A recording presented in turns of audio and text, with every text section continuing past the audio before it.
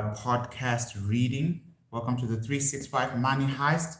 One of the most important things I do with my life on this channel. I actually think the podcast is of utmost priority because we are trying to engage our level of knowledge and we're reading very, very good books to help us with our money.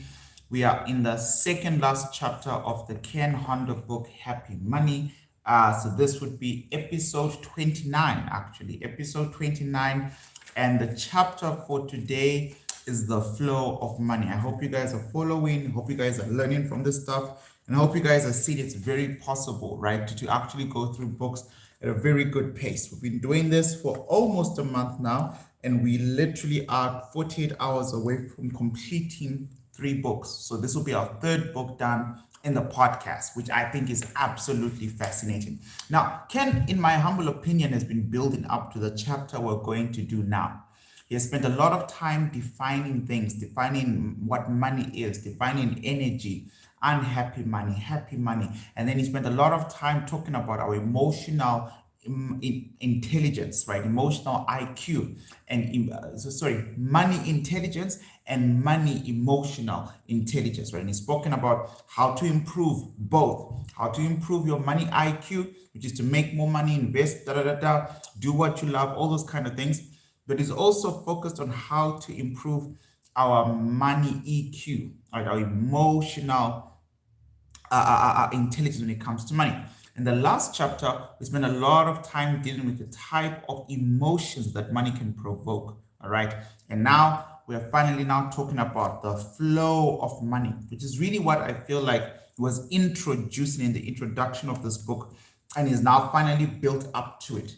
So today we're going to look at chapter 4, the whole chapter, and then tomorrow we will finish the book with the future of money, right? Which is also quite a lengthy read for tomorrow's chapter. All right, I'll start. Happy money flow, unhappy money flow. We already spoke of this earlier, that many of us have a very narrow understanding of what money is and believe there is a direct correlation between money and the paper and coins we sometimes use. But since we have been using credit cards for the most transactions for decades and now use even smartphones to make purchases, we know that it is not true anymore. We don't need cash to make purchases. Nevertheless, money seems to flow seamlessly from our accounts to someone else's. So what is money? Where does it come from? Where does it get its value? In chapters 1 through 3, we looked at money from different angles, but primarily that what it means to you and your relationship to it, insofar as how you regard it and how you have come to feel about it through your experiences and past. In this chapter, I'm going to ask you to stretch your mind even more. I want you to look at money as energy. Right? So remember, he did bring this up in chapter 1. Right? So he's really now coming full circle. I want you to look at money as energy that is flowing all around, most notably among people. Right? When you use money nowadays, it doesn't change hands literally. Rather, it changes hands figuratively. You buy something and you pay for it. Who do you pay this money to? The person whom you are buying from, of course. But whether or not you can see this person is besides the point. Whether you're buying something online or in person, your money is a source of exchange, a current, if you will, hence the term currency. If money is energy and is in constant flow, then it is currently flowing all around us right now, in our homes, our communities, our social circles. It is everywhere. Even if you cannot see it, it is there. This may be a new concept and difficult to grasp, but I'm sure you will see things differently after this. In the city, you can feel a certain energy all around you. Why? Because money is flowing rapidly and in abundance. People are buying gas for their cars. They're running to the store for food. They're headed out to do something fun like watch a ball game or see a movie. Everything requires money, and millions of city folks are using it to exchange for goods or services. Meanwhile, in the country, you don't feel the same level of energy. Why? Giant expanses of space, exists between people and entities, where one can spend money and energy, is diffused and lessened. It feels different to you in the country. It is not your imagination. Or if you feel different around wealthy people, or wonder why all wealthy people seem to hang out only with other wealthy people, the answer is they are operating in the same flow, at the same speed, with the same mass. So how do you get a piece of happy money, or the higher energy, fast flowing, large mass of money that is flowing around those circles? How do you avoid unhappy money, the low energy, slow moving, lower mass kind of money? So how do you get happy money, and how do I avoid unhappy money? I'm going to show you how. It may feel impossible right now, and you may feel a bit lost, but just bear with me and keep thinking of money as flow, as energy, not as cash in hand. Keep thinking of money as flow, all right? Not as cash in hand. And this may not be an easier concept to relate to, but what I'm going to say here may shock you a little bit. I'm not the only one who thinks this way. There are many experts and people who have gone before me who also think what I'm about to tell you. You are responsible for the charge of energy you infuse your money with. You are responsible for the charge of energy you infuse your money with. Like I said, I've read this book before, so before I even get deep into this chapter, clear your mind as quickly as possible. If you know how to practice mindfulness, do that for 5 minutes. Pause the video if you're watching on YouTube Live. Hit me on pause on Spotify. Clear your mind. When you clear your mind, isolate all the doubts that come. Money is a flow of energy. What's he talking about? I just want money. Isolate all these doubts, appreciate them, see them for what they are, and start to push them aside. Tell yourself that you are in your financial situation because your financial situation is a reflection of what you know. Remind yourself that you're attending the podcast because you want to know more. You want to know more because you want to do better. All right. Once you do that, open-heartedly listen to what I'm about to read to you. All right. This is a very, very important chapter. Okay. We've done Science of Getting Rich that dealt with the supply is unlimited. We did The Richest Man of Babylon that built you practical ways to ensure the supply is limited. Now, this guy is saying, guess what? Money is energy, but not only that, you, the individual, your 5 friend, your $1, whatever it is, you are responsible for the charge of energy you infuse your money in, right? Your money with. I'm going to continue. You can literally charge your money, mass, right? Money is mass, okay? And flow, speed, right? Flow, speed. So he's playing on like basic natural science terms or of basic physics, like the law of gravity, mass, speed and energy, right? Or time continuum, time, space, matter, right? Or whichever way you want to look at it. He's saying you can literally charge your money being mass, the physical object, and the flow, speed, with your intensity of energy.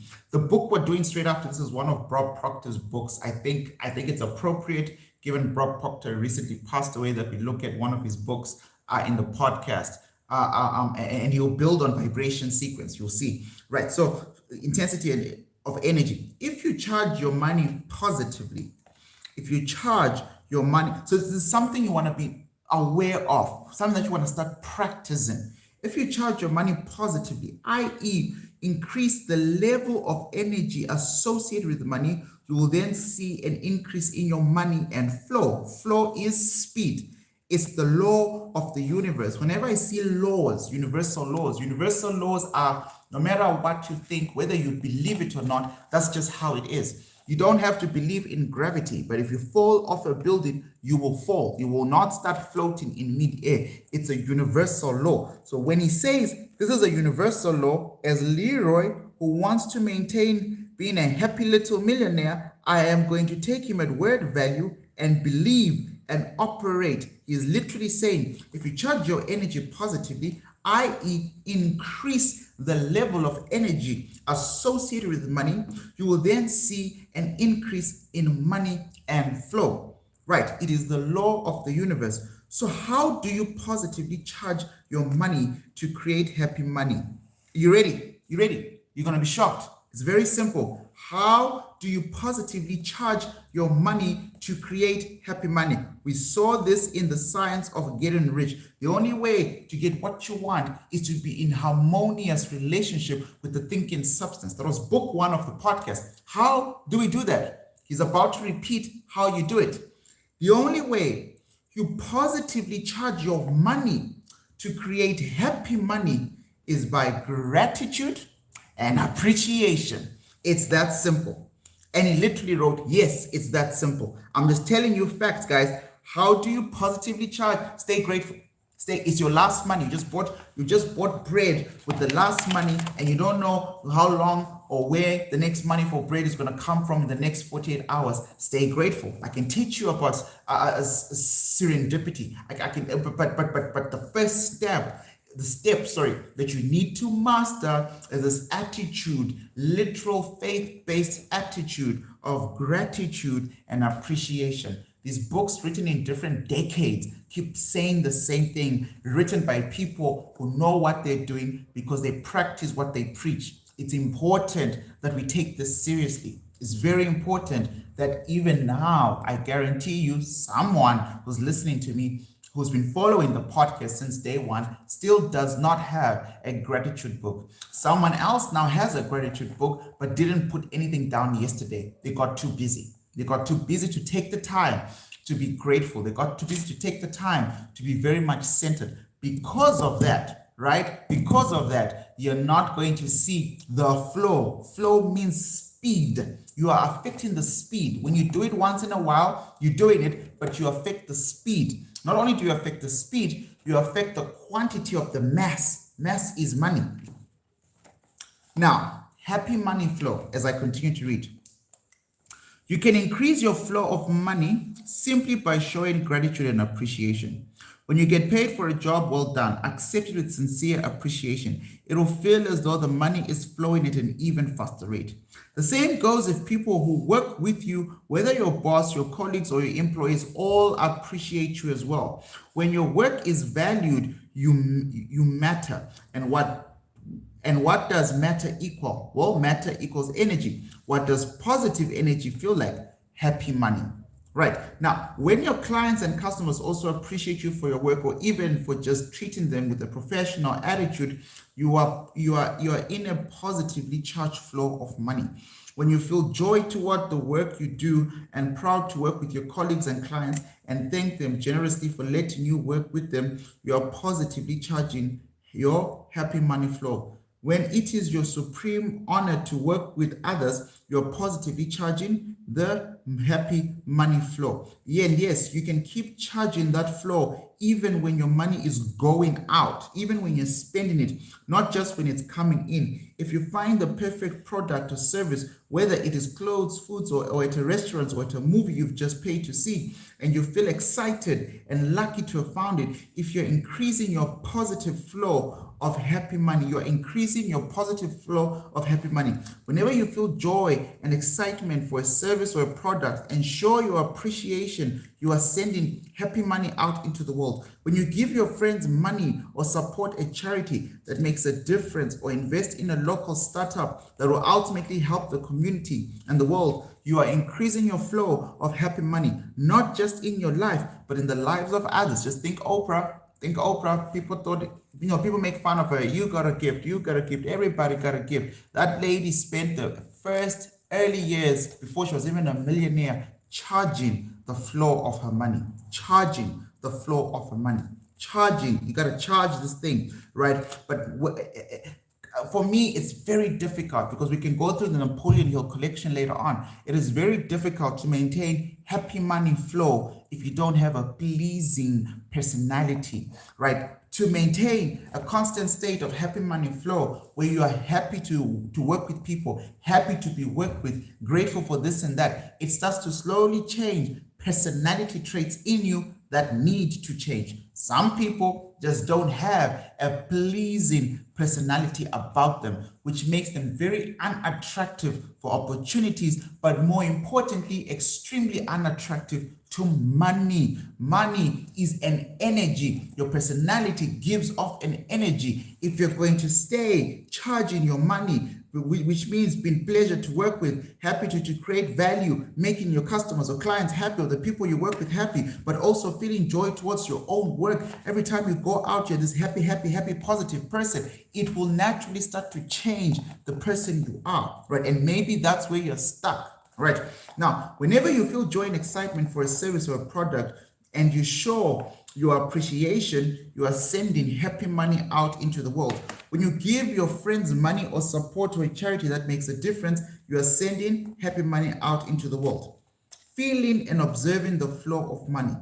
If you take a close look at our world, you can see the flow of money right in front of you.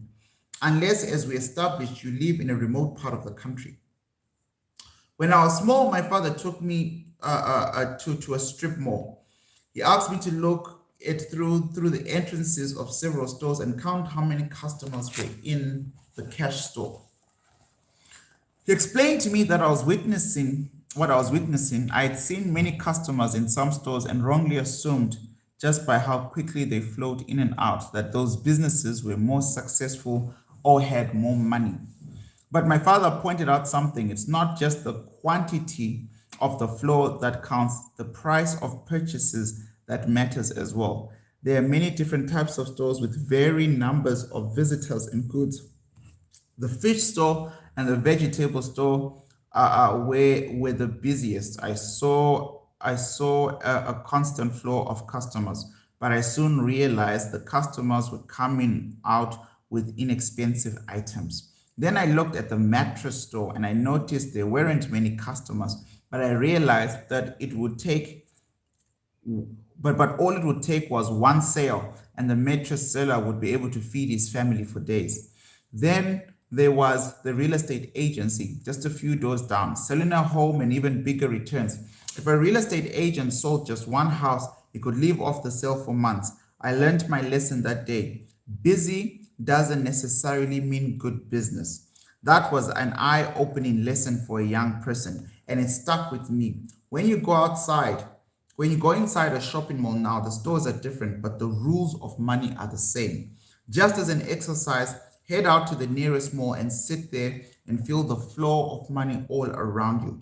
Take a look at who's buying and also take note of how many people are coming and going. If you can feel the energy of money flow, you'll start to see things you've never seen before.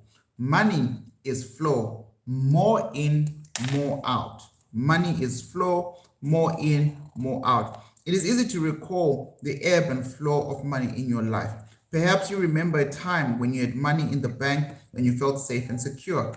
And perhaps there were times when you had money, but you spent more than you made and consequently felt like you were out of control or filled with dread and fear. Or maybe there were times where you had no money at all and you felt lost and desperate. Easy come, easy go, the saying goes. And it's true. Money does come and go, just as we must eat food to survive. We also have to release it in the form of waste or energy. There must be a flow, a balance, if you will. That is natural law. And just as we can't control the whims of nature, we cannot intentionally control the flow of money. Just as gravity controls the ebb and flow of tides, our economy controls the ebb and flow of money. Understanding that money can't just flow constantly toward us should bring you some comfort and appreciation. When it flows in, you should show gratitude, enjoying the feeling as it flows toward you. Then when you invest or spend, you should also release with gratitude and appreciation, knowing that the release can bring just as much joy, and because of the natural law will take over, that money will eventually flow back. So when it flows in, you should show gratitude, enjoying the feeling as it flows toward you. Then when you invest or spend, you should also release with gratitude and appreciation, etc., etc. Now, flow is neutral. One of the biggest conundrums regarding the flow of money is whom sees to be on the receiving end of it. It is not earth-shattering news to report that immoral, corrupt, unkind, unscrupulous people can be rich. We can hope that good and kind and ethical people will become wealthy instead, but the reality is that this is often not the case, as most of us know from personal experience. So, how come seemingly bad people are on the receiving end of so much money? It says because the flow is neutral. Becoming a money magnet. My mentor once told me that while money is energy, humans are like magnets. In nature, magnetism is a force, and it is incredibly useful in converting energy from one source to another. Becoming a money magnet. Money magnets, those people who seem to be in the direct path of the flow of money, don't have to be morally righteous or ethical to be on the receiving end. Just as nature doesn't discriminate, for example, a rock succumbing to the forces of gravity may fall on a good man or an evil one. Money doesn't discriminate either. Good or bad, money doesn't judge. It simply goes where it is pulled. Since humans and companies and countries are magnets or forces, they have the power to pull the flow toward them. We can cry out, it's not fair, as much as we want when a corrupt person, institution, or country has more money than we do. But fairness, as you know, also doesn't exist in nature. When I said it's not fair to my mentor, he just smiled and said, money is not God. Money is neutral energy. There are two kinds of magnetic power. Both of them have the same strength. It is the same with partnership. The good ones and the bad ones have similar attraction. Money is similar. Money is energy, and it can be pulled or attracted to magnetic people. Who are these magnetic people?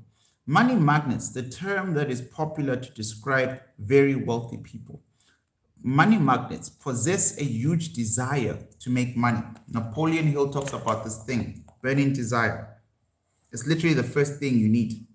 Without a burning desire, you're playing games. Like, it's literally, you must be, and a burning desire, guys, starts off with an obsession. You must be obsessed. I don't read this stuff every day because I'm bored. I'm trying to be thoroughly obsessed with my goal. Whatever your goal is, it must be a burning desire, a complete obsession that consumes your life. So he's saying here, money magnets possess a huge desire to make money. They love money. They believe they deserve it. They think about it and ways to make it, find it, and be the next to it. Many had difficult childhoods and found solace in the idea that money would save them. Money would help them through all the injustices in their lives. It is almost as if they develop deep cavities in their hearts, and those black holes have a powerful magnetic pull. This is why con artists and seemingly bad and unethical people can make and keep making money. However, it is like playing cards with the devil in some ways. As we have said, there's always an ebb and a flow with money. So the more they make, the more they stand to lose. Typically, fear of losing money ultimately disrupts their flow. But after they lose it, they desire more, and that magnetic pull happens once again. It's an endless cycle. Conversely, people who hate money seem to repel it. They had a tough childhood too, but they were taught money was the source of all their problems and worries. They wish there were no such thing as money. So that is exactly what they get. Becoming a positive magnet. There's always a way, however, for good people to become powerful magnets for the flow of money, and that is by emitting positive energy. Money, people with positive attitudes emit this energy and have an ability to attract money too. Loving what you do and exhibiting a grateful, happy energy exert an incredible pull on the flow of money.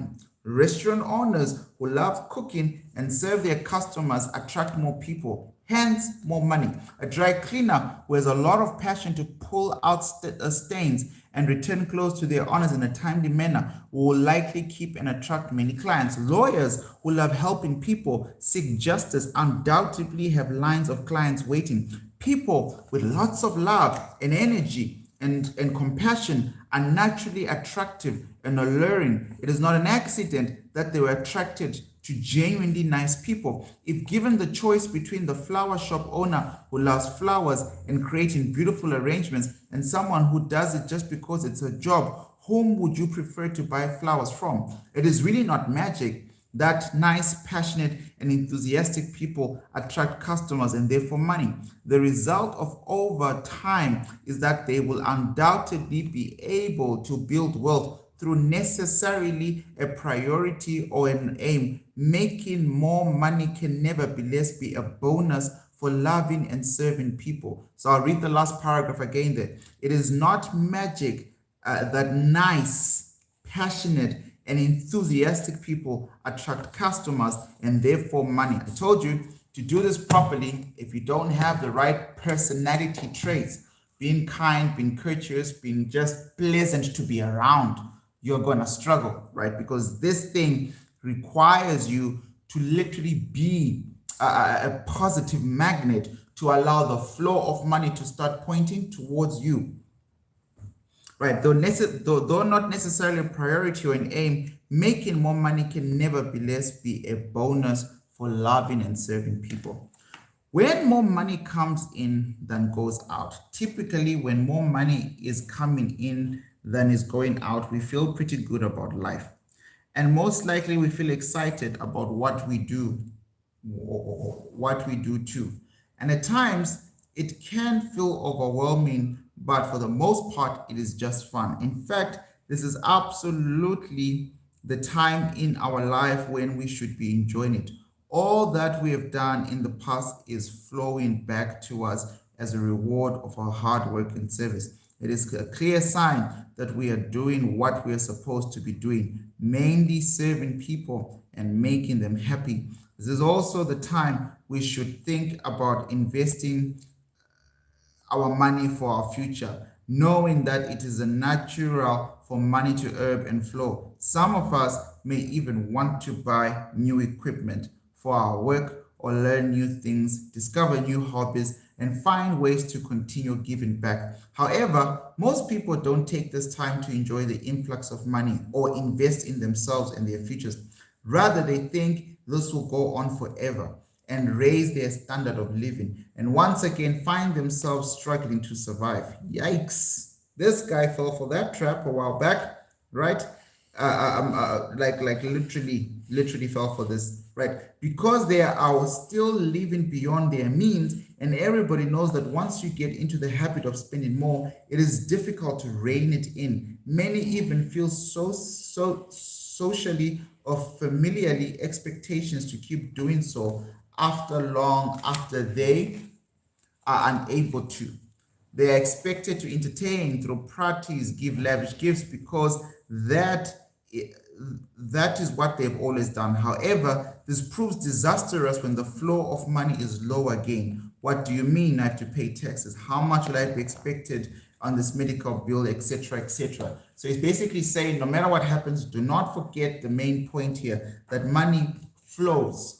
Money has to flow in, money has to flow out. We've got the law of rhythm, which is your ups and downs in life. I taught about this in book 1 of the podcast. And during the downs, I say the best way to even out the downs, to make the downs not feel as the lowest point in your life, is the law of polarity, which is maintaining a high, intense spirit of gratitude. That's what I say, right? And he's saying, because you can't avoid this, for money to be a neutral flow, it must flow in, but it must also flow out. And so your money IQ, money intelligence, needs to be at its best. You need to keep the principles of making money. You keep investing, keep saving, keep building, keep living within your means, keep the richest man of Babylon principles on track. The 10% rule, the if you have any debt, 2/10 must always go towards that, and then living within those means. Because during the outflow of money, right, he says a lot of people tend to struggle, right? And then when you struggle, you are compromised. You are extremely compromised in being a positive money magnet, because you forgot that as money was flowing in, there'd come a time where it might need to flow out. All right. So when less money flows than is required, most of us have been there. We can say we are absolutely certain, with absolute certainty, that this is one of the most terrifying times of our lives. We all know the familiar physical feeling that accompany many financial distress, the aching and the persistent knot in the stomach, the pressure that squeezes like a band around the chest, and the quickening of the heart. Perhaps an important sale falls through and we won't be getting the commission. All right. Sorry, I just need to always. Okay, fantastic. Right. So we all know the familiar physical feelings that accompany acute financial distress, the aching and the persistent knot, the quickening of the heart. Perhaps an important sale falls through and we won't be getting the commission we were hoping for. Perhaps our furnace suddenly goes out and we need but don't have the $4,000 to replace it. Or perhaps, like many others, we are drowning in school loans, credit card debt, and just can't seem to get ahead. Most of us face such issues, but I believe it's how we face them that ensures a more positive outcome. I believe it is actually how you face these financial problems that can ensure a positive outcome. No one is exempt from calamity or distress and stressful situations, and can be some of our greatest teachers. They tell us what we need and what we desire, but mostly they force us to grow. Those tough financial situations force us to grow. And yes, growing sometimes hurts. It's why we call them growing pains, and we all are going through them. If you are single and have a modest life, you probably designed a life in which you need to worry very little about money. Good for you. Keep it up. But chances are, if you're reading this, you've had some stress in your life with regards to money. And I can pretty much guarantee that if you are married and have kids, you feel financial pressure. In fact, it feels like it's always there. It's like a pervasive feeling that never goes away. And if it seems to increase in intensity as the children grow older, suddenly the toy kids become more expensive, and their demands increase for big ticket items, concert tickets, smartphones, computers, headphones, cars, maybe even trips abroad. This list becomes endless and expensive, and that doesn't even include the cost of college. It feels like you're always tethering on the edge of absolute ruin and collapse. One lost a client and you could lose your job. One more fight with your spouse about where all the money is going, and divorce is imminent. Remember, these situations are temporary.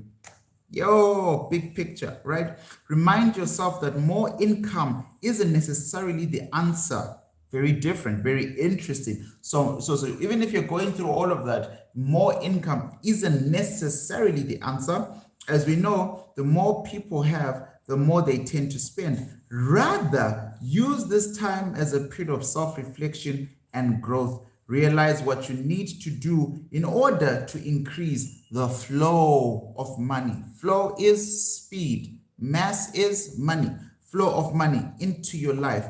Being grateful for what you do have is a start. Being grateful charges the energy of your money, charges the flow of money. Then focus on experiences that make you feel happy and enthusiastic. My goodness gracious. Listen, he's saying, look, man, when you least expect to do this stuff, this is when you need to do it. When things are falling apart, bills, you're just suffocated, court orders, evictions, children, school fees, divorce, whatever. Focusing on trying to quickly increase your income is almost a natural instinct, but probably not the best thing for you. In fact, he says the best thing for you is most likely to use this time as a period of self-reflection, number one. And then when you're self-reflecting, realize what you need to do in order to increase, not mass. Increasing mass is increasing income, getting more money. He says increase the flow of money, the speed of money. Remember, we've already agreed that there is no such thing as scarcity. Money scarcity is a social psychological thing that we're raised to believe. Science of getting rich, the supply is unlimited. That it's not about going out there to work hard. It's here. You gotta think. You gotta work on this. When you work on this, you start to do it. And the best way, the most easiest way, the practical way that you can teach a 7-year-old is to quickly reflect on everything that you do have, the little that's going well for you, and start to create a flow of centered gratitude and appreciation. It sounds like hocus pocusy, but if you're in this particular financial situation, try it. Just try it. Let's see if he's right and you're wrong. Like, just try it, right? So being grateful for what you do have is a start. It's just a start. Then focus on the experiences that make you feel happy, enthusiastic, and positive. Because remember, we are creators, not competitors. We can't create from a terrible frequency, from terrible bad energy. So he's trying to say, first, just focus on being good right now with what you have. All right. Now, when more flows both in and out, if you have an increase in money coming in and going out, then you are pretty feeling confident, right? You have come through those hard times you have just discussed and having learned some essential lessons that you can now use. You're probably an expert of managing your expenses and choosing to invest your money in meaningful ways. While growing may have been painful before, it seems more effortless and painless. And unlike the previous situation, you now have choices. You can decide to pump the brake and slow down your growth, or push on the gas and accelerate, depending on your own desires and willingness to take risks. If you choose to pump the brake, invariably, life will become quieter and more peaceful. But if you are ready to up your game and take your life and your career to the next level, this is the time to do it. Although there is a risk, there is usually more fun than trouble to be had. Now, where there is little flow coming in or out, this is what I call the rest mode. Most of us have experienced these times. They typically reflect a lack of action or initiative on your own part. We are not working, or we are not reaching out and doing other activities. Why? Some of us could be burned after years of exertion, or we could keep to combat stress by making on more activities to work. There are deep psychological forces at work here. People who don't feel good enough, worthy, or deserving tend to hide from normal everyday life. Hectic anxiety and fear grip them at every turn. They do not spend money and they do not make money, and it works for them. They do not have to experience the pain of loss, the pain of growth, and occasional discomfort of failure or disappointment. It sounds familiar to you. Do you feel that you can keep going like this for the rest of your life? Do you ever get bored with this lifestyle? If you find yourself uninterested, tired all the time, then this may be a great time to start anything in your life. As you do more, your income and expenses will increase, but so too will your human experiences. And yes, some of those experiences will be stressful. If your sole reason for avoiding making or spending money was to avoid stress, I advise you, be prepared. Part of life is a bit of stress. Now, wealth has two parts, stock and flow. You can categorize wealth in two ways, stock and flow. Your stock is your collection of savings, stocks, bonds, and real estate. These things help maintain what we call our net worth or our financial value. Some are tangible and others are just numbers in a digital world that can be turned into something else. You can buy food and other goods with assets. Assets like stocks and bonds and properties all generate money as dividends and rent. Other kinds simply keep value, but may not generate anything unless sold or traded, such as art or classic cars, jewels, and gold. Flow is your income. So first, flow was speed of money, speed which it comes to you. So now saying, because it's coming to you, flow is income. If you have assets, you can receive income from them. But if you don't, you need to earn income by working. And life depends on what kind of flow you create. If you create fun, happy flow, you can feel joy and excitement in everyday life. If you have enough assets, you don't need to worry about work, right? So flow is income as well, right? Flow is income, but your wealth stock is pretty much basically how you define your net worth, your collections of savings, bonds, real estate, crypto, whatever makes up your net worth, right? Your financial value. Flow is your income, right? Which is kind of like a different thing. So you have to see it coming in. And he's saying we can create it, and create a happy flow if you're doing stuff that engages you, feels joy, excitement, etc. When you think of money, it is easy to mix up flow and stock. Most people see money only as flow and therefore never pay much attention to assets. Working people see their job as a source of income. They think in terms of budgeting. What comes in has to be more than what goes out. But they do not think of flow in a critical way, that eventually what flows in will flow out. Without any assurance, many working people automatically expect a steady flow of income for the rest of their lives. They think, I have a job and I'm set for life, and then are surprised when they are laid off, their factories shut down. If you understand the turbulence of flow, then you know it is not guaranteed forever. Once you realize this, you can better prepare yourself for the future. But the reality is that most of us do not. And when we grow up in a family that doesn't teach us the fact about, but rather go to school and go get a job and you'll be set for life, we are unable and not prepared for a rude awakening when the industry we work in gets disrupted or our services no longer needed. I've been teaching people how to trade for a very long time.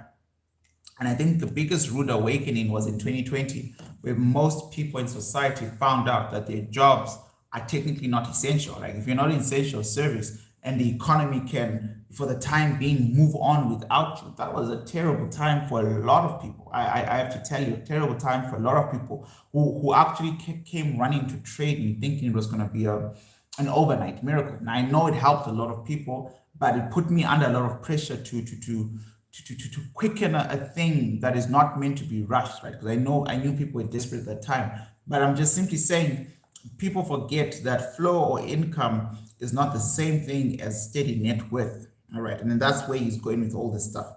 Now, blind faith and true faith are two very different things. Blind faith is a way of saying everything will work out and then waiting for something to change. True faith requires that you put our faith in ourselves. True faith requires we put our faith in ourselves and in our abilities and use our knowledge about money and how money works to make sure we can move forward and in a more positive direction. If you're a freelancer, you know there are ups and downs in workload. Sometimes the job offers flood in and sometimes they're sitting around waiting for an assignment. So naturally, your income fluctuates too. Seasoned freelancers are more aware of the unreliable nature of flow than most salary workers, so they are better prepared for the herbs in their business. They do not have a naive expectation of blind belief that their income is guaranteed. Experience has shown them that nothing is guaranteed. Although they are less naive than salaried workers, many are instead in constant worry mode, and that we know it is not healthy either. And that we also know is not healthy either. Seeking the optimum state, lack and flow. The concept of lack and flow is simply the concept of abundance. Lack and flow, seeking the optimum state, lack and flow. The concept of lack and flow is simply the concept of abundance. When we are in a state of abundance, we feel as though we have enough in the reserve to keep us safe and covered for a long time while maintaining a continual influx of money. What a great feeling.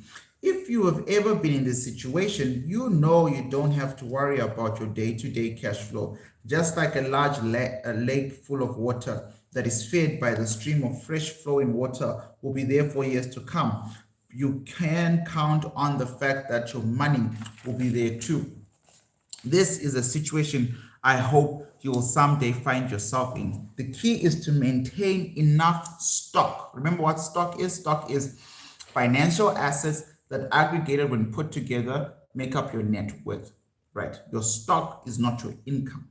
So he's saying You want a situation where your flow, right? Your flow, if your flow is constantly being replenished, right? There is constantly something feeding a lake of water. And he's saying, look, man, if you're in that situation, you can rely on the fact that your money will put you in that place. That situation is where you maintain enough stock and flow to provide not just for yourself but for others as well. But don't get stagnant, right? Stagnant being a pond or a little flow. So the first example is like a big lake. It's a big lake, but the lake is big and it's a safe lake because there's a stream that's constantly feeding it. And we went through the richest man of Babylon and we looked at different ways of how to build that stream. Invest your money, the 10% rule. Then out of the 10% rule, you have to talk to people who are experts and how you're going to get returns back. When you get returns back, you 10% rule that, and you 10% rule that, and you 10% rule that, because every income can give birth to other sources of income, right? Make children with your children. He's saying the opposite of all of this is a stagnant or little flow. If you have enough stock, enough assets, but not enough flow, your money becomes a pond with little flow as well, right? So you hang on to the money you have, the money doesn't come in as much, and there is not much flow again going out, right? And what happens to the pond what happens to a pond that isn't filtered? Well, the water goes bad. There are plenty of examples in literature and history of this phenomenon. We do not need to look any further than Charles Dickens' Ebenezer Scrooge. A rich man with plenty of flow and assets holds onto his money, and his entire life deteriorates before him. He loses the love of his life. His only friend, Jacob Marley, dies, and he treats his employee terribly. The only way to clean a murky pond is to get the water out and move it through a filter. And if the money you're hoarding in your metaphorical pond, you need to start spending it on others or charities you care about. There is simply no better filter for one's money. One of the main reasons why a lot of rich people are philanthropists is because of this. You gotta get that flow. You can't just like, yeah, this is now mine, I'm gonna keep it, I'm gonna hold it, right? You gotta keep that flow in and out. Now, the joy of money is in the flow. I want you to imagine two people, right? One has a lot of money in the bank but doesn't want to spend it or participate in any activities, and the other both earns and spends a lot of money on exciting events. You can figure out easily whose life is more fun. It's in the experiences that we find fun and joy in life, and flow is so much better with joy. It is one of the greatest filtration systems around. Stock is solid but boring. Even if you're lucky enough to have real estate or trust funds from your wealthy grandparents, if you're not doing anything in everyday life, you cannot simply be happy. No amount of money is going to make you happy. Happiness comes from experiences. Happiness comes from being, which implies being with others or doing things that enhance your life. Happiness comes from working and, yes, earning money and participating in the flow. Most people who inherit a lot of money know this intrinsically. Without activity, there is boredom and despair. And despair soon sets in. Having money, especially too much, can in some ways be just as stressful and life-sucking as being poor. It may not seem that way to a poor person. You often hear people say things like, what does the rich person have? What does the rich person have to complain about? I wish I had his problem. Well, no, you don't. Being perpetually bored, feeling useless, and having no purpose and direction is like being a prisoner who is serving a life sentence. I know so many people dream of this situation. It is often idealized in a variety of ways. People think they don't want to have to work for money, but only because they have unrealistic view of what being rich is like. The truth of the matter is that if you don't have a purpose or something you do every day, you will end up becoming depressed. Facts. I have set so many people with dead eyes who say they cannot feel joy and pleasure in life. They go golfing and spend their evenings at parties, but after a while, this life gets dull. There's no sense of fulfillment, no feeling of being part of something bigger than their own self. There is a typically high rate of alcoholism, drug dependence among the extremely wealthy. Having a pond full of money is no guarantee of happiness unless you find something that will give you joy and that will spread joy. You can never truly experience happy money. Right. Now, is creating a healthy stock and flow possible? I'm sure you've figured out by now that there is real security in having a healthy stock and flow. So both having assets and flow of in money, out money.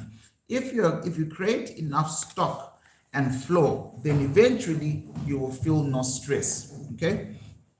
The number will vary depending on the lifestyle you need and your priorities. How do you figure out what realistically is a good amount for you? If you set this number too high, you may find yourself in the same trap so many other people are caught in, working in continuously and never-ending satisfaction for your own peace of mind. Imagine how many assets and how much income are ideal for you. Then imagine, right, for your own peace of mind, figure this out quickly. How many assets and how much income is ideal for you? Then figure out how much you know, who you know or admire who lives similarly. Study how they got to that place. If you have a personal relationship with that person, ask them for guidance. They may be eager to share their insights and knowledge. They themselves didn't get there by chance after all. They too achieved their financial success with a certain mindset. If you work for a company and don't feel like you are advancing in the way you wish or feel that you should be doing more, then you need to step out of your comfort zone and ask for a job or a position that is suitable for your talents. Find ways you can contribute more.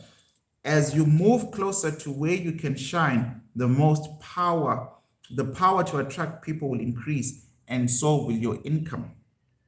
One of the best, most common exercises to figure out your ideal financial situation is to imagine yourself 5 years from now, aka visualization. We talk about visualization on this podcast at some point. Now, take a moment and visualize this.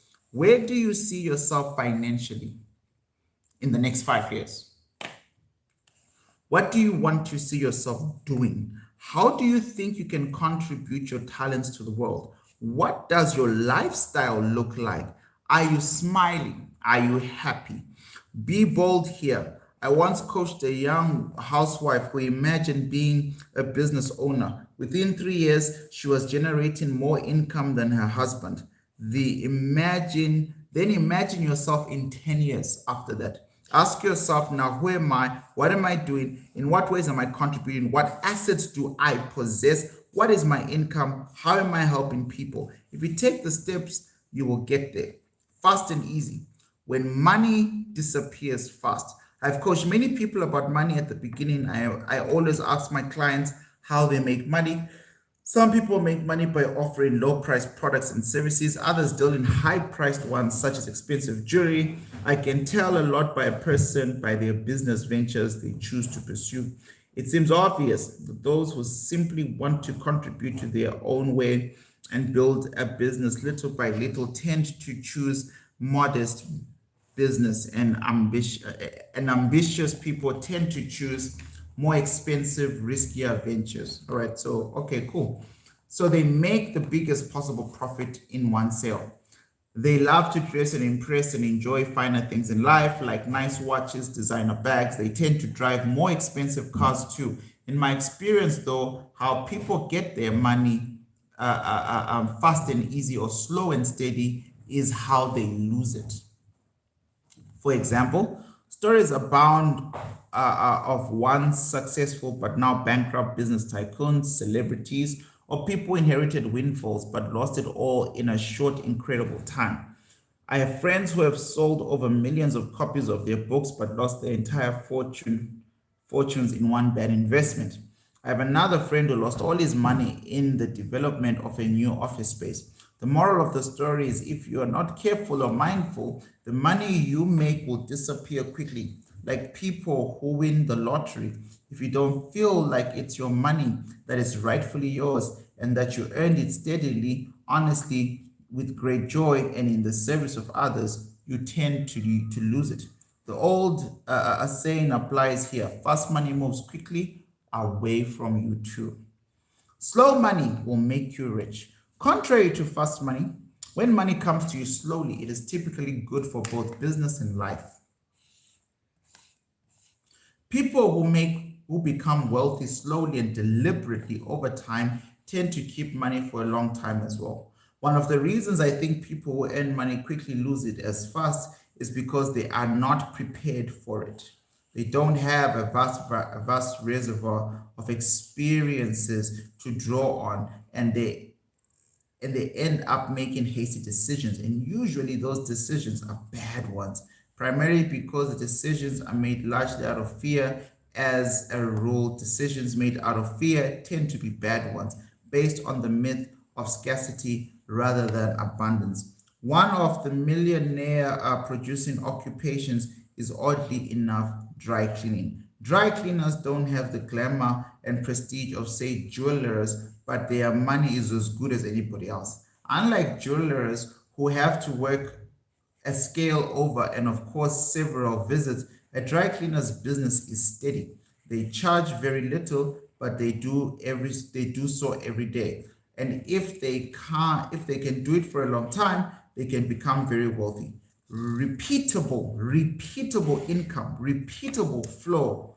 Repeatable income is where many fortunes are made. Repeatable income is where many fortunes are made. So if you want to be rich, the first step you need to take is to find an occupation that you actually enjoy, where you can thrive, grow, and contribute. Doctor, lawyer, accountant, dry cleaner, jeweler, business owner, chef, car dealer, writer, artist, singer, trader, whatever you choose, it is absolutely possible to become a millionaire or successful. It is not what you do, it is how you do it.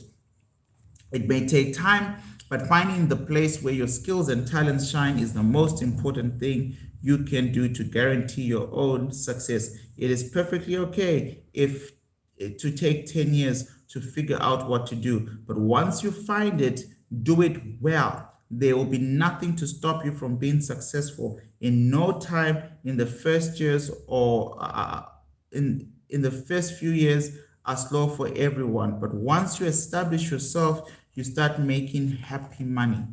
Go where money flows. Money flows to where there is energy already. Go where money flows. Money flows where there is energy already. In other words, it will not go to a place where there is nobody or nothing. So many opportunities are available in big cities like New York, London, Paris, Shanghai, Tokyo, where many great people gather, money goes. That is why big cities tend to get bigger and attract more people from the suburbs and the countryside. More than half the people in the world now live in big cities, and it is expected that more people will live in cities in the next few decades.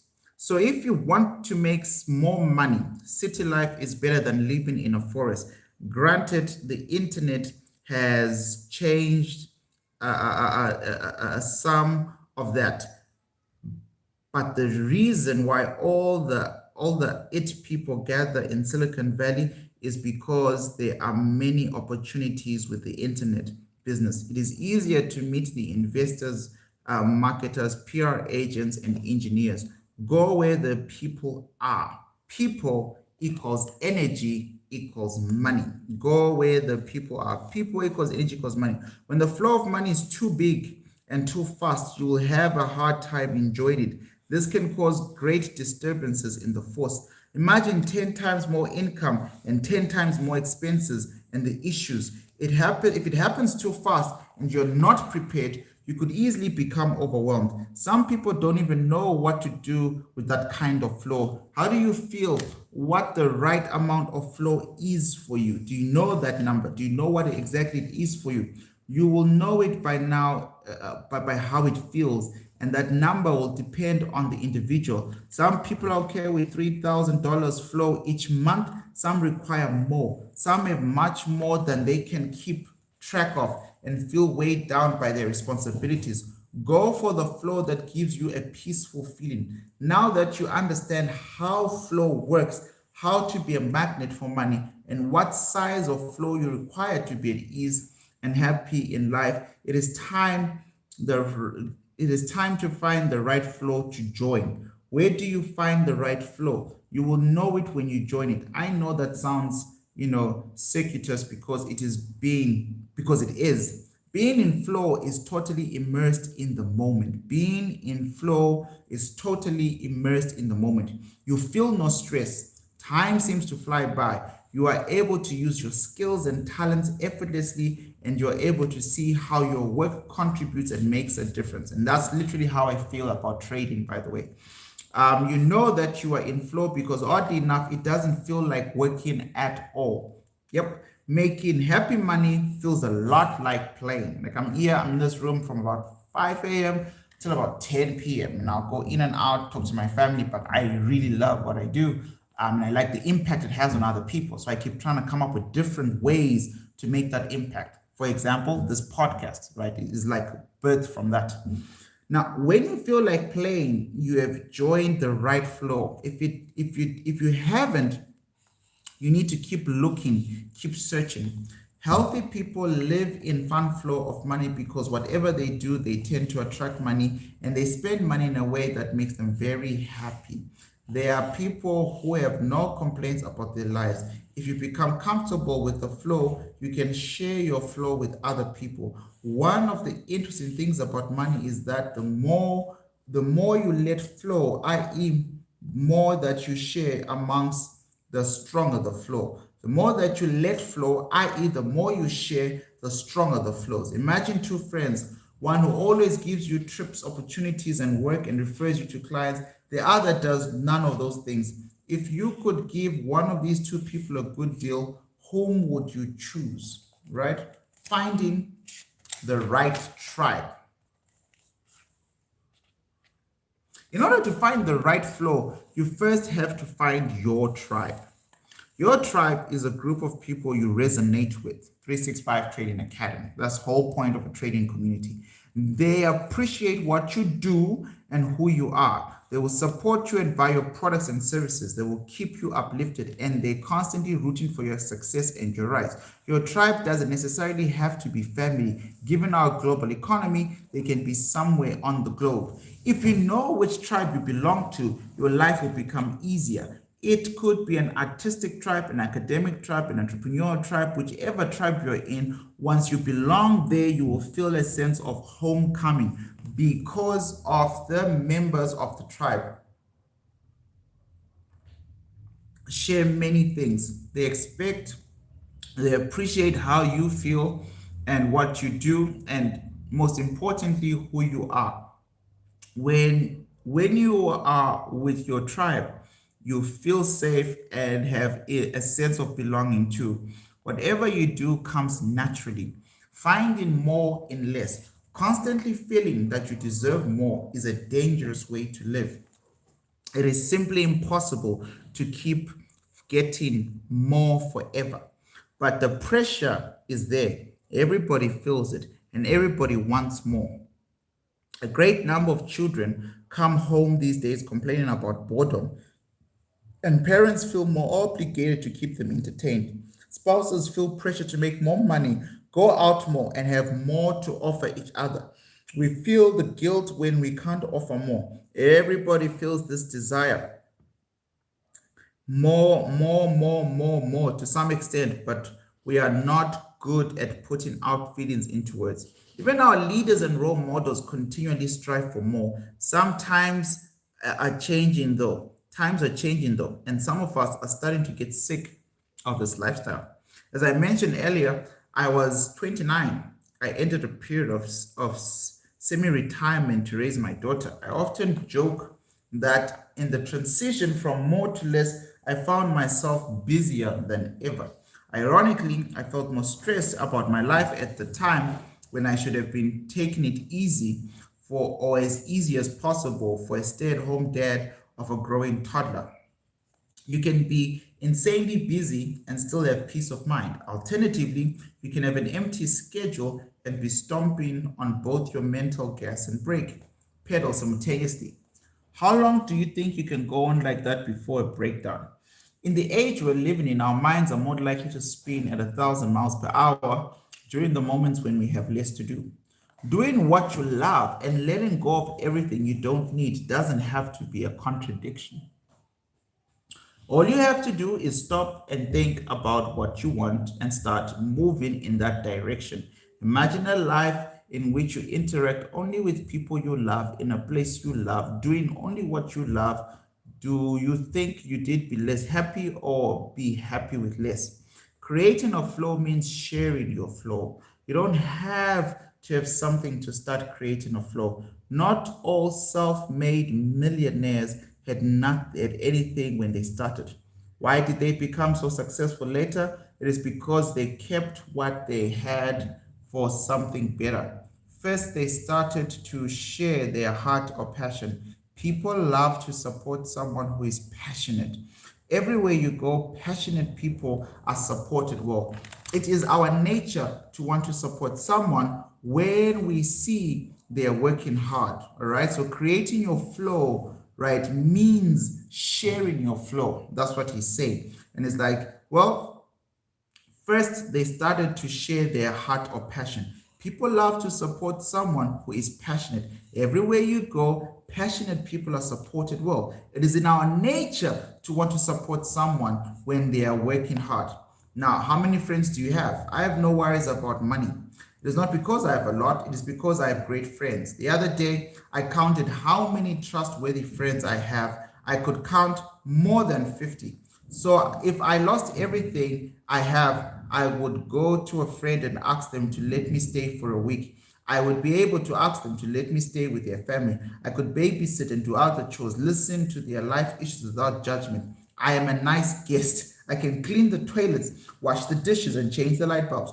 Then I could move on to another friend. And after 50 weeks, I would be able to come back to the first friend and ask how they're doing. Even if I had no money, I could live for the rest of my life in peace and harmony.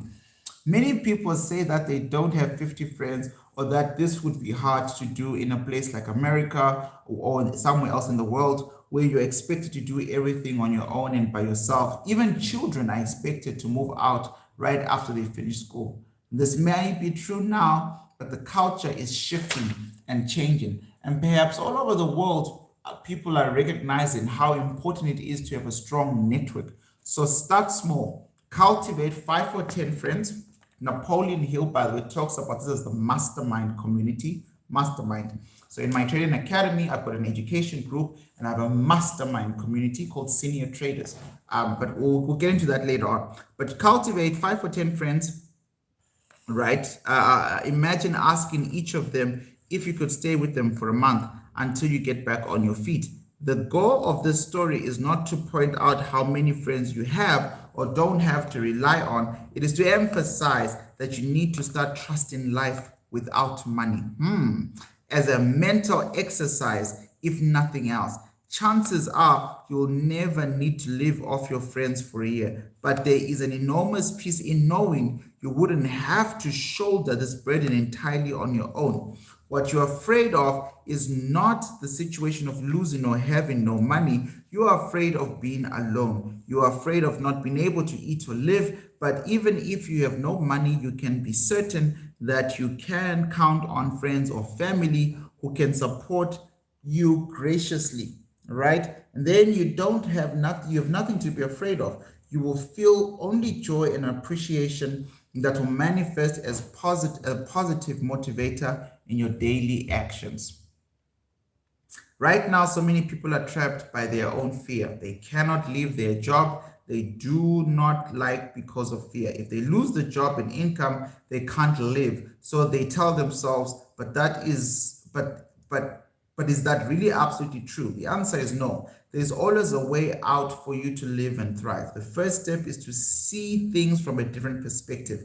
True security does not lie in how much money you have. It lies in who you know and trust. Always say arigato to the money. My mentor Wahi Takade once taught me the secret of money. We covered this in chapter 2, right? The key to ensuring more of it, he said, is to thank the money when it comes in and thank it when it leaves. Always say arigato to money. Thank it when it comes in, thank it when it leaves. Trust in the flow is trusting your life. Remember, oh God, but now you know that trusting the flow of money is trusting your future, right? Putting trust in your future.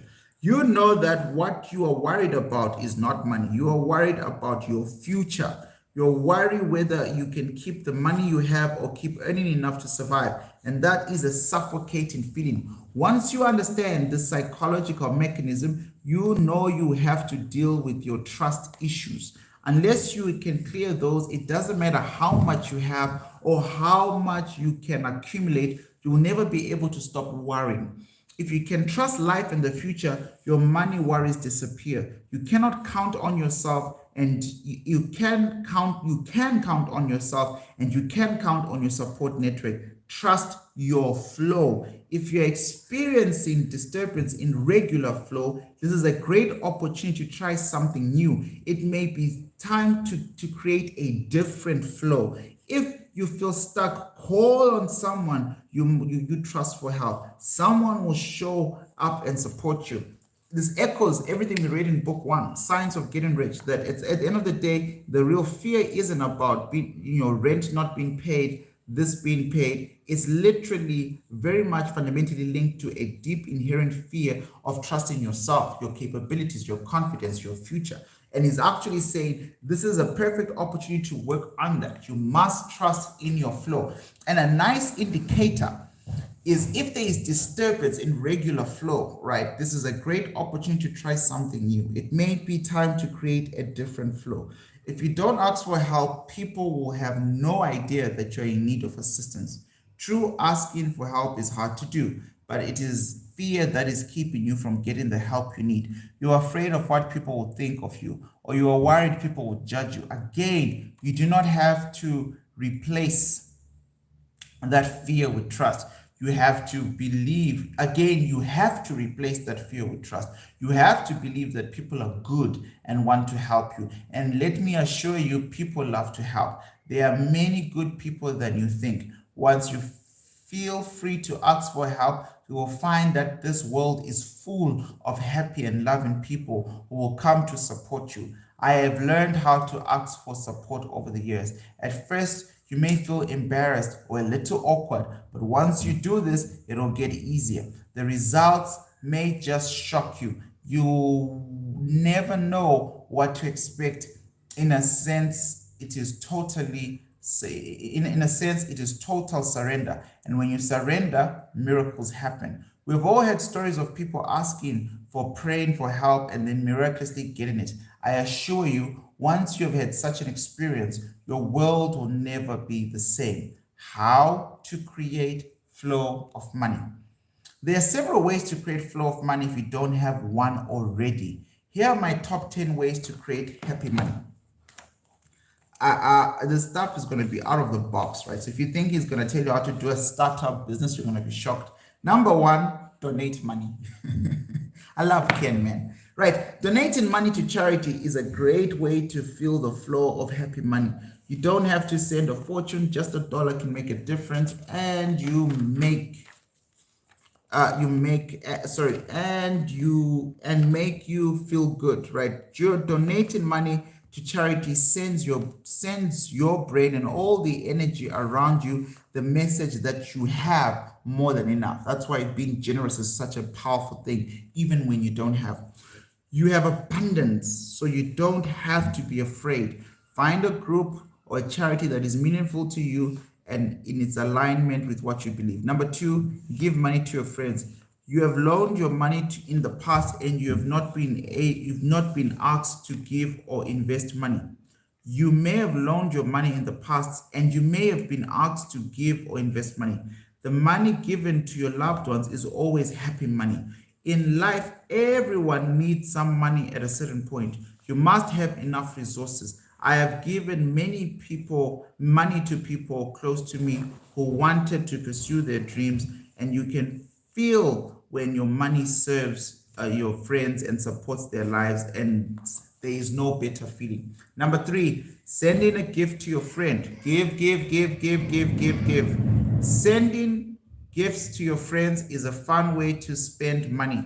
In our house, there's a closet of gifts. When we shop, we mostly shop for our friends. The other day, my wife and I went shopping. I'm the one who pays and carries the shopping bags. On our way to the car, I had both hands full of bags, probably more than 10, including small ones. None of them were for us. They were all gifts. We couldn't find anything for us, but we found so many gifts for our close friends. You don't have to buy expensive gifts. Just a small box of herbal tea is a great gift. Buying gifts for others makes them happy, and it makes you happy. Number 4, giving something extra always. If you give something, anything, always give something extra. When you are in a situation where you need to ask for help or borrow something, we usually ask for less than what we really need because we feel the shame of not having. So when someone comes to you and asks you for something, try to understand where their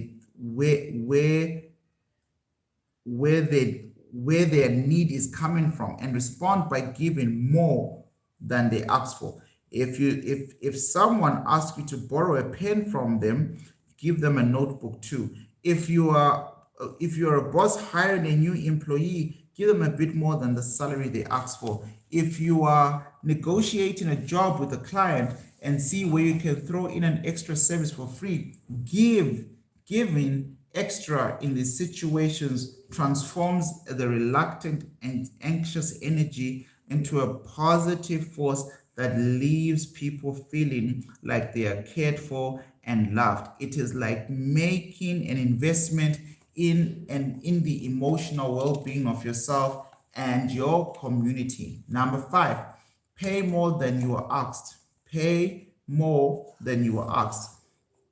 This is the surprising one for a lot of people. When I get a bill, I pay as soon as possible. Sometimes I pay a little bit more than I was asked to show my appreciation.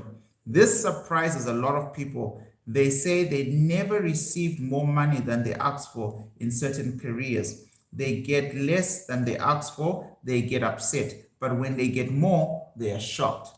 I found it funny to pay more simply to see their reactions. People are not used to getting paid more. I feel like it's my purpose to change people's minds about giving and receiving, and it gives me great pleasure. Number 6, sending a gift card to your clients or your boss. We often forget how miraculous it is to keep getting money from clients or bosses. They could choose other people to give money to, but they found you and chose you. If you're a cleaner, for example, they could have gone to somebody else, but they came to you. Sending your deepest appreciation with a gift card or a gift. Whenever I go to a bookstore and I browse, I feel overwhelmed by the hundreds of bookshelves. Out of all the books, how could anyone pick my book? It seems almost impossible to find my book and buy it out of the hundreds of books available. I am deeply grateful for all my readers. To show your appreciation and send something to your clients, if you work in a company, your boss can be the one to thank, right? So it's basically saying, keep giving. What is interesting is that if you keep thanking them, they will remember your appreciation. When there is an opportunity, they are likely to give it to you because you're the first one who came to mind. Number 7, rejoicing when you receive money. When we receive money, most of us feel joy, but we are embarrassed to show it. Most of us have been taught to repress our feelings and to never, under any circumstances, talk about money. If you receive a birthday gift, it's okay to express joy, but for some reason we don't do this when we receive money. So please show your happy feeling whenever you receive money. If you show you are enjoying the money, people who gave it to you feel like doing it again to please you. It is fun to see a happy face. It is always great to feel and express your joy when it comes to receiving extra money. The other day, I got a $2 coupon at the grocery store and I said, whoa, I'm happy. The person next to me gave hers to me because she liked my smile. She wanted to see me smile for her $2 coupon. I gave her my best smile. This guy is like a whole millionaire, by the way. Have you ever done some shopping and make the shop owner know that you're happy? It would be a grocery store or a dinner. Giving and smiling when people give you something is a powerful way to keep in flow. Number 8, pray for happiness when you spend money. Number 8, pray for happiness when you spend money. This is something I learned from my mentor. Whenever I spend my money, I whisper in my mind, may this money bless you and your loved ones, because the money you spend will buy food or do something good for that person. Whenever you spend money, always bless the person or the company. By blessing them with your money, you are creating happy money flow. Generally speaking, my typical response to almost everything on social media, Facebook comments, Twitter, YouTube, how I greet people, I always bless people. I just blessings. You're blessed. I'm blessed. Thank you for that blessings. And it's a long-term thing. It is such a powerful thing because I genuinely mean it. Like when someone says, thank you for this YouTube video, instead of me trying to engage with long-winded and subscribe and like, it's just always blessings. If you really enjoyed it and it helped you, I want to bless that even more. And he's simply saying, when you do this, right, whenever you spend money, always bless the person or the company. My blessing them, right, with your money, or you are creating a happy money flow. Before you go to sleep, remember whom you gave money to that day and imagine all the great things that will happen. If you live with that attitude, people notice who you are without you saying anything. People can feel warm and love and energy that you carry. Number 9, buy from someone you like. When internet shopping is increasing, people do more online shopping, but it is really fun to buy from a real person. That is why there is still shopping malls and small vendors. If we continue to buy everything online, eventually there will be no physical stores, including the local mom and pop shops that are so integral to our happiness and way of life. The reason there are still shops everywhere, I believe, is that people still want to see things, be inspired, and have human interaction. We want to be where the people are, where there is great energy. When we have bought something from someone we like, even though we know we can get a better price somewhere else, we are keeping someone we like in business. We are keeping someone else happy and in their flow. So whenever you do go shopping, do so at your favorite place and buy from your favorite person. You will feel much better afterward. You can do that online too. If you're buying something from the internet store you like, you feel good because you have spent happy money. Number 10, in the last paragraph of this chapter, be grateful for everything. The most profound lesson in making and securing good fortune came from Wei Takadi, my mentor. He once told me a story of a man who came to him in desperation. The man had massive amounts of debt and needed money. Wei said he would give him the money, but only if he said arigato, thank you, 100,000 times. I will give you all the money to cover your debt only if you said thank you 100,000 times. That meant he would have to say arigato every minute of the day for months on end. The man agreed. By the time he went to borrow money, he no longer needed it. Why? His mindset of appreciation started to reap his own rewards. He was able to pay off his debts and no longer needed to borrow the money. When we say thank you, we release powerful energy into the world. We are instantly present. We realize everything we have is enough. We are enough. We have all that we need. Knowing this and feeling this is the most powerful force in the universe. You can literally achieve when you ground yourself in appreciation and gratitude. Want to be wealthy, happy, peaceful, say thank you. It is that simple. Ladies and gentlemen, I thank you so much for your time and appreciation. We have just concluded chapter 4, The Flow of Money. I really encourage you, once again, get a copy of this book. Bless yourself by getting a copy of this book.